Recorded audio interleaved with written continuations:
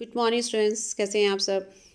आज हमारा टॉपिक है मरीन इंश्योरेंस। हम इसके फीचर्स के बारे में भी बात करने वाले हैं और हम उन रिस्क के बारे में भी बात करेंगे जो रिस्क मरीन इंश्योरेंस में कवर नहीं होते। तो सबसे पहले हमें बताना होगा मरीन इंश्योरेंस किसे कहेंगे। देखिए, जिस तरीके से हम लाइफ इंश्योरेंस पढ़ चुके हैं या फायर इंश्योरेंस कर चुके हैं, सिमिलरली मरीन इंश्योरेंस भी एक टाइप का इंश्योरेंस है जो जनरल इंश्योरेंस की कैटेगरी में आता है। और इसमें शिपिंग के दौरान जो भी खतरे, जो भी एक्सीडेंट्स या कोलाइजन या फिर शिप का डूब जाना, सामान का नष्ट हो जाना, फ्रेट का लॉस हो जाना, इस तरीके के कोई भी डैमेज जो होने वाले डैमेज हैं या कोई रिस्क है हमारे को, कोई सी पेरिल्स हैं, उनसे होने वाले नुकसान की भरपाई के लिए एक इंश्योरेंस पॉलिसी ली जाती है, ऐसे मरीन इंश्योरेंस कहेंगे। ऑब्वियसली एक कॉन्ट्रैक्ट है तो इसका मतलब इसमें दो लोग होंगे, दो पार्टीज़ हैं, दो पक्षकार हैं। एक पर्सन जो या एक इंश्योरेंस कंपनी जो कंसिडरेशन के तौर पर प्रीमियम लेकर मरीन इंश्योरेंस पॉलिसी इशू करती है। किसको करती है? एश्योर्ड पर्सन को। और एश्योर्ड पर्सन वो है जो इन सारे रिस्क, वो सारे रिस्क कौन कौन से हो सकते हैं? वो कोलाइजन हो सकता है, वो बर्निंग हो सकता है, सिंकिंग हो सकता है, शिप का डूब जाना हो सकता है, वेदर कंडीशन एबनॉर्मल है तो उससे भी नुकसान हो सकता है, कुछ नेविगेशन एरर्स हैं, चोरी का सीन है, जेटिसन है। जेटिसन में जब सामान को जानबूझकर नुकसान पहुंचाने के उद्देश्य से, शिप के ऑनर को नुकसान पहुंचाने के उद्देश्य से जब क्रू या कोई और लोग जो है सामान को समुद्र में फेंक देते हैं, इस तरीके से इस तरीके का भी डैमेज जो है वो फेस करना पड़ सकता है। कई बार स्ट्राइक्स हैं, वॉर हैं, कुछ नेचुरल कैलामिटीज़ हैं, इनसे होने वाले नुकसान से भरपाई के लिए एक इंश्योरेंस पॉलिसी इशू की जाती है इंश्योरेंस कंपनी के द्वारा। तो ये मरीन इंश्योरेंस कहा जाएगा। तो एक तरीके से शिपिंग के दौरान जो भी हमें सी पेरिल्स से खतरा है, उनसे रिस्क है, जो सी पेरिल्स हैं, जो समुद्री यात्रा के दौरान जो रिस्क हमारे सामने आ सकते हैं, उनसे हम एडवांस में ही एक तैयारी करके रखें कि हम उनसे कैसे उस नुकसान से कैसे हम बच सकते हैं। ऑब्वियसली जो लॉस होगा, मान लीजिए कोई एक्सीडेंट होगा तो उसको आप नहीं रोक सकते, लेकिन उस एक्सीडेंट से होने वाले नुकसान की भरपाई आपको इंश्योरेंस कंपनी ज़रूर कर सकती है। तो इसलिए मरीन इंश्योरेंस बहुत इंपॉर्टेंट चीज़ मानी जाती है। अब हम बात करेंगे फ़ीचर्स की। मरीन इंश्योरेंस के तहत को क्या क्या हम मेन बातें देखते हैं, मेन इसके लक्षण क्या क्या हैं। एक बहुत ही कॉम्प्रिहेंसिव कवरेज है, यानी कि इसमें बहुत सारी चीज़ों को हम ऐड करते हैं। ऑलमोस्ट सभी तरह के जो मरीन लॉसेस हैं, मरीन से रिलेटेड जो ख़तरे हैं, उनसे बचने के लिए, उनसे होने वाले नुकसान से बचने के लिए हम इस तरीके की पॉलिसी लेते हैं। तो ये अपने आप में एक बहुत बढ़िया पॉलिसी है और ये काफ़ी तरह के डैमेजेस को या फिर खतरों को जो है वो कवर करती है। इसलिए हम इसे कॉम्प्रिहेंसिव पॉलिसी कह सकते हैं, कॉम्प्रिहेंसिव कवरेज देने वाली पॉलिसी कह सकते हैं। इसके अलावा इजी कस्टमाइजेशन है, क्योंकि कस्टमाइजेशन का मतलब ये है कि कस्टमर की प्रायोरिटी के हिसाब से, उसकी नीड के हिसाब से, उसकी आवश्यकता के हिसाब से पॉलिसी को बनाया जाता है, एडजस्ट किया जाता है। तो कस्टमर की जैसे डिमांड है, क्योंकि आजकल टाइम मार्केट का कस्टमर के हिसाब से मार्केट को तैयार किया जाता है। तो यहाँ पे भी पॉलिसी में भी हम वो सारे अमेंडमेंट्स करते हैं या वो सारे चीज़ों ऐड करते हैं जो कस्टमर की प्रायोरिटी पे है। तो एक तरीके से बहुत इजीली हम कस्टमर की नीड, रिक्वायरमेंट के हिसाब से पॉलिसी बनाते हैं। फ्लेक्सिबिलिटी की बात करते हैं तो कई ऑप्शन हैं जो हम इसमें बाद में भी डाल सकते हैं। मान लीजिए कोई ऐसा रिस्क है जो पहले कवर नहीं किया गया, तो कस्टमर की डिमांड पर उसको बाद में भी कवर किया जा सकता है। तो कहने का तात्पर्य यह है कि काफ़ी फ्लेक्सिबल पॉलिसी है और रिजिड नहीं है, यानी कि इसके अंदर बाद में किसी ऑप्शन को हटाया भी जा सकता है या ऑप्शन को डाला भी जा सकता है। और ये बजट के अकॉर्डिंगली है, तो ऑब्वियसली हम अपने बजट के हिसाब से अपनी पॉलिसी जो है वो ले सकते हैं। Next is claim survey and settlement assistance. तो जब भी कोई क्लेम का टाइम आता है तो उसके लिए बाकायदा पॉलिसी के तहत जो इंश्योरेंस कंपनी है वो सर्वे ऑर्गेनाइज करती है और सर्वे की रिपोर्ट के आधार पर आपका क्लेम जो है वो एक्सेप्ट होता है। तो एक जो भी सेटलमेंट का सीन रहा है, जो भी प्रोसीजर है, वो बहुत ही सिस्टमेटिक ढंग से सिस्टमेटिक वे में किया जाता है, और उसमें इस तरह की कोई भी इश्यूज़ नहीं आते। मोस्ट प्रोबेबली इस तरीके का सीन नहीं आता।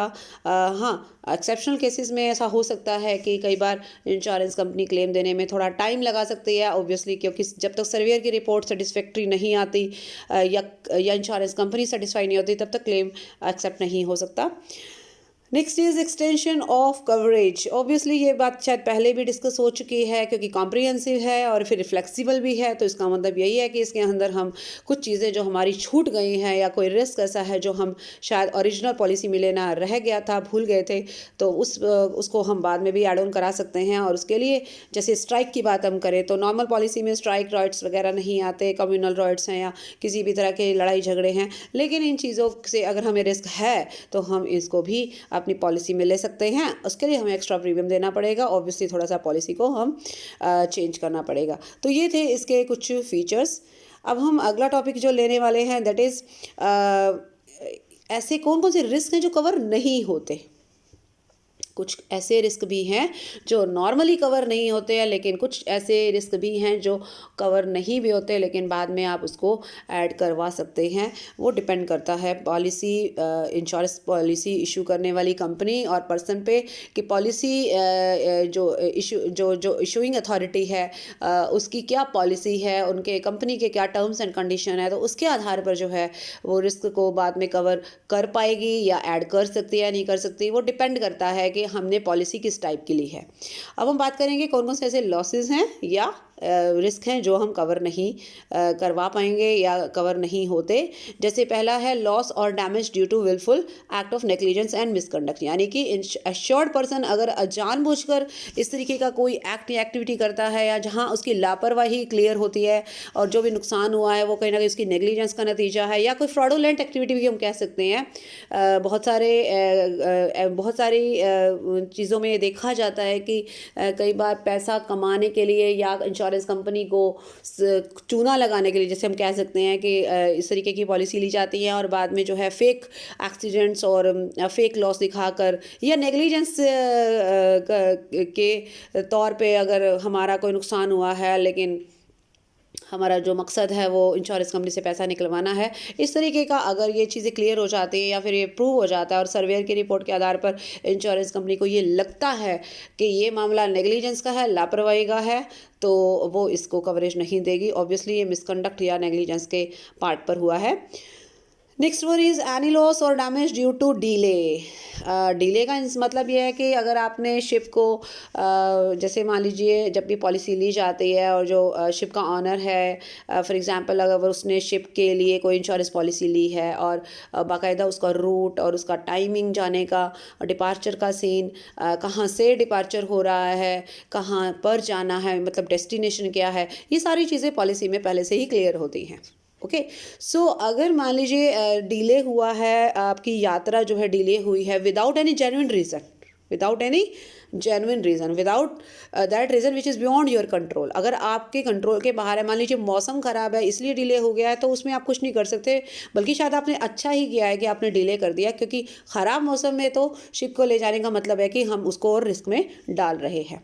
तो इस तरीके का अगर कोई जेन्युइन रीज़न है तो इट्स ओके, अदरवाइज अगर जानबूझकर डिले किया गया है और उसकी वजह से शिप को नुकसान हुआ है, सामान को नुकसान हुआ है, तो उसकी जिम्मेवारी इंश्योरेंस कंपनी की नहीं होगी। नेक्स्ट इज लॉस और damage due to improper packing. अब आपने सामान का इंश्योरेंस करवाया है, आपका कार्गो जा रहा है, लेकिन आपकी पैकिंग इस तरीके की है जो इजीली डैमेज हो सकती है, उसके अंदर जो सामान है वो आसानी से उसका नुकसान हो सकता है। कुछ सामान ऐसे होते हैं, जैसे मान लीजिए किसी की बहुत ज़्यादा टाइट पैकिंग की ज़रूरत है, उसमें बिल्कुल भी एयर नहीं होनी चाहिए, कोई मॉइस्चर नहीं होना चाहिए, बट आपकी पैकिंग थोड़ा सा डिफेक्टिव है जिसकी वजह से सामान का नुकसान हुआ है। अब वो नुकसान कहीं ना कहीं आपकी नेग्लिजेंस का ही नतीजा है, तो वो भी नेग्लिजेंस का ही एक रोल प्ले करेगा और उसके आधार पर भी इंश्योरेंस कंपनी आपका क्लेम देने से इनकार कर सकती है। नेक्स्ट इज फाइनेंशियल डिफॉल्ट और इंसॉल्वेंसी ऑफ ऑनर्स। इंसॉल्वेंसी का कोई भी क्लेम इंश्योरेंस कंपनी नहीं देगी। मैनेजर हैं या ऑपरेटर हैं, ऑनर हैं, जो भी पर्सन इंश्योरेंस पॉलिसी ले रहा है वो सामान के नुकसान की, फ्रेट के लॉस की, शिप के लॉस की इंश्योरेंस पॉलिसी ले सकता है। There is no doubt. But अपनी इंसॉल्वेंसी का कोई भी इंश्योरेंस पॉलिसी वो नहीं ले सकता है। तो अगर वो इंसॉल्वेंट हो जाता है और उसके आधार पर जब उसकी लायबिलिटी रेज होती है तो उसकी कोई भी रिस्पॉन्सिबिलिटी इंश्योरेंस कंपनी की नहीं होगी। Okay, next is loss or damage due to wire, strike, riots and civil commotion. Right? So उसका मतलब क्या है कि जैसे कि मैंने पहले बताया कि कुछ रिस्क ऐसे हैं जो सीधे तौर पर या स्टार्टिंग से जो इंश्योरेंस पॉलिसी ली जाती है उसमें कवर नहीं होते, बट इन सम केसेस आप अपने इन रिस्क को ऐड ऑन करवा सकते हैं एक्स्ट्रा प्रीमियम देकर। वो डिपेंड करता है इंश्योरेंस पॉलिसी इशू करने वाली कंपनी का क्या इसके ऊपर जो है उनका रोल क्या है और क्या अंडरस्टैंडिंग है और उनकी टर्म्स एंड कंडीशन क्या है। Loss or damage arising from the use of nuclear fission weapon or any other weapon or any radioactive force। इस तरीके के न्यूक्लियर कोई वॉर है, कोई इस तरीके का कोई केमिकल वेपन्स हैं, इस तरीके का कोई अटैक हुआ है शिप पर और उसकी वजह से कोई लॉस हुआ है, कोई रेडियो एक्टिव फोर्सेस का इस्तेमाल होते हुए अगर शिप डूब गया, नुकसान हो गया, उस पर अटैक हुआ है तो ऑब्वियसली डैमेज तो काफ़ी होगा, इसमें कोई डाउट नहीं है, बट उसका इंश्योरेंस पॉलिसी में कोई कवरेज नहीं मिलेगा। 1/4 ऑफ कोलाइजन डैमेज। हालांकि कोलाइजन का जो डैमेज है यानी कि शिप का जब एक्सीडेंट हो जाता है, किसी और शिप से टकरा गया है, उसका हमें कवरेज ज़रूर मिलता है लेकिन वो सिर्फ 3/4 मिलेगा, यानी कि 75% हमें ये डैमेज का कवरेज मिलता है, 1/4 जो है वो कवरेज हमें नहीं मिलेगा। तो ये उसकी टर्म्स एंड कंडीशन के आधार पर तय होता है। रिमूवल ऑफ रिक है। Contamination due to radioactive rays. Obviously contamination कुछ सामान का नुकसान हो रहा है, ये रेडियो एक्टिव वाला पॉइंट हम पहले भी कर चुके हैं कि इसके आधार पर हमने क्या कहा कि रेडियो एक्टिव फोर्सेस का इस्तेमाल करते हुए सामान का नुकसान हुआ है तो उसकी भी कोई कवरेज नहीं मिलेगी। अटैक और डैमेज फ्रॉम बायोलॉजिकल, बायोकेमिकल और इस तरीके के कोई भी केमिकल अटैक्स होते हैं, केमिकल वेपन्स इस्तेमाल होते हैं, न्यूक्लियर वेपन इस्तेमाल हो रहे हैं, इलेक्ट्रोमैग्नेटिक वेपन्स इस्तेमाल हो रहे हैं, उसकी वजह से अगर कोई हमें लॉस हुआ है, डैमेज हुआ है तो उसका भी हमें कोई कवरेज नहीं मिलेगा। तो ये आप देख सकते हैं there are so many losses जिसका हमें कोई भी इंश्योरेंस कंपनी क्लेम नहीं देती है क्योंकि वो हमारी पॉलिसी में कवर नहीं होता है। तो इस वीडियो में आपने देखा है इंश्योरेंस पॉलिसी के बारे में जो कि मरीन इंश्योरेंस से रिलेटेड है और काफ़ी इंपॉर्टेंट है। और जो भी शिपिंग के बिज़नेस में लगे हुए हैं लोग, बिजनेसमैन हैं या जो शिप के ऑनर हैं, तो उन्हें कई चीज़ों का रिस्क हो सकता है शिपिंग के दौरान, यात्रा के दौरान, ट्रैवल के दौरान, क्योंकि डेस्टिनेशन तक जाने में काफ़ी समय लगता है और उस समय के दौरान कुछ भी मिसहैपनिंग हो सकती है। तो उससे बचाव के लिए मैरीन इंश्योरेंस की पॉलिसी इशू की जाती है। अपने आप में काफ़ी बड़ा बिजनेस है इंश्योरेंस पॉलिसी के लिए भी और एक सेफ्टी का तरीका है इंश्योरेंस करवाने वालों के लिए, यानी कि एश्योर्ड पर्सन के लिए, क्योंकि इतनी लंबी यात्रा के दौरान आपका कोई टेंशन ना रहे, आपकी यात्रा जैसी भी रहेगी लेकिन आपको माइंड में एक सेटिस्फेक्शन होगा कि आपने अपने लॉस को कवर करवा रखा है कुछ रिस्क को छोड़कर। So that's all for this video. Thank you so much. Bye bye, take care.